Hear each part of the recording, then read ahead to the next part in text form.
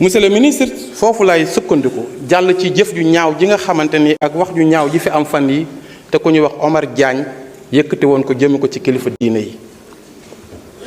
monsieur le ministre garde des Sceaux photo bii ci ginnaaw Mame Diop président assemblée nationale photo Serigne Touba Khadim Rassoul la jamono Senghor ba léegi ngi fi booy dugg assemblée photo bi la tiim Serigne Touba la kooku su mag ñu baax ñi fi nekk kenn waru leen a yab may laaj ba xam le président de la république dafa gën a fort c'est Ahmadou Bamba wala El Hadj Malick bëgg nañ ci ay réponse parce que ku tooñ président de la république doo fanaan sa kër te ku tooñ Serigne Touba yendu sa kër loolu bëgg nañ ci aussi tamit nga leeral ñu ci. parce que monsieur le ministre ñun diine ñu gën a lépp bu ma bokkee ci benn tariixa Serigne Touba liggéey fi loo xam ne li mu liggéey ñëpp xam na ni tey mooy jàmmi réew mi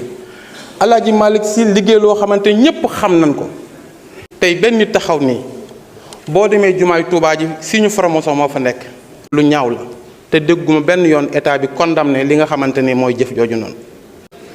ñun nag loolu nekk suñu xarit muy gouvernement bees bi Serigne Touba moo ñu gënal gouvernement. li ñu am mooy cër bi ñu Sëñ Touba jox du jeex te moom la ñuy défendre à tout moment li Omar Diagne wax naqar na yoonu murit naqar na tijaan yi naqar na islam naqar na Sénégal yëpp. kon monsieur le ministre ci kàddu waa Touba en tant que député de Touba en tant que fils aîné de Cheikh Ahmadou Bamba Khadim Rassoul mi nga xamante ni soxna Fajja mi taaw moo jur sama waajuru jigéen maam mook sama waajuru góor ñoo bokk benn waajuru jigéen muy Serigne Abdou Dia maa ngi demandé ci turu waa Touba Cheikh Omar Diagne ñu dindi ko fi mu nekk parce que méritowul fi mu nekk loolu nag yóbbante la boo xam ni na nga ko àgg njiitu réew mi ba xam moom day jël Cheikh Omar Diagne jënd ko ay millions de personnes waa wala déet kooku subaa mooy prendre ay responsables parce que fi ñu jëm ëllëg